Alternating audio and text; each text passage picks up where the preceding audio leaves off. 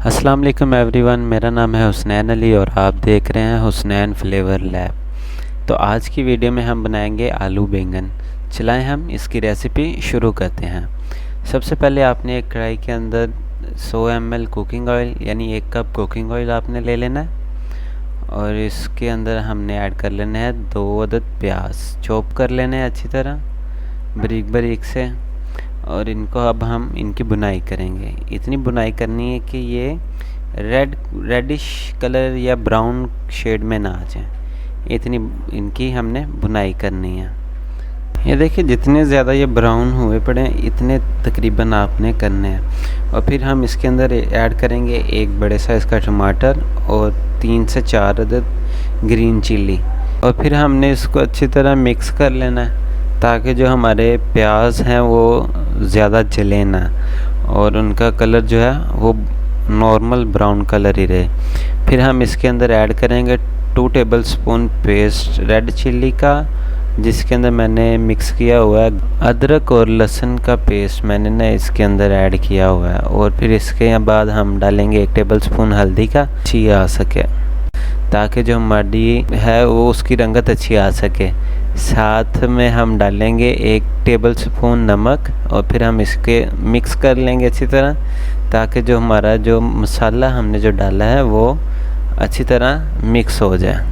جب تک ہم مکس کر رہے ہیں، اگر ہماری آپ کو ویڈیو اچھی لگ رہی ہے تو لائک بھی کر دیں اور اپنے دوستوں کے ساتھ شیئر بھی کر لیں اور سبسکرائب بھی کر دیجیے گا۔ پھر اب ہم اس کے اندر ایڈ کریں گے پانی۔ یہ ہم نے 1/4 کپ لگانا پانی تاکہ جو ہمارا مسالہ ہے اس کی ہم بنائی کر لیں اچھے سے۔ تو اس کی بنائی کرنے کے بعد پھر ہم اس کے اندر ڈالیں گے 1 kg بینگن، جو کہ میں نے کاٹ کر اس کو اچھی طرح سے دھو لیے تھے، اور اب ہم وہ ایڈ کریں گے، اور اب ہم اس کو اچھی طرح مکس کریں گے۔ اتنا مکس کرنا ہے کہ جو ہمارا جو مسالہ بنا ہوا تھا وہ سارا ہی بینگنوں کے ساتھ مل جائے تاکہ اس کے اندر فلیور آ سکے۔ پھر ہم اس کے اندر 1/4 کپ پانی کا اور لگا دیں گے تاکہ جو ہمارے بینگن ہیں وہ پک جائیں۔ ٹھیک ہے، پھر ہم اس کو تقریباً 5 منٹ کے لیے ہم اس کو دم دے دیں گے، یعنی کہ اس کے اوپر ڈھکن دے دیں گے تاکہ جو بینگن ہے ہمارے وہ اچھی طرح گل جائیں۔ آفٹر 5 منٹ جب میں نے اسے اوپن کیا تو بینگن جو تھے ہمارے تقریباً گل چکے تھے۔ تو پھر ہم اس کو اچھی طرح ایک بار مکس کر کے نیچے سے چیک کر لیں گے کہ ہماری جو ہنڈی ہے وہ نیچے تو نہیں لگ رہی۔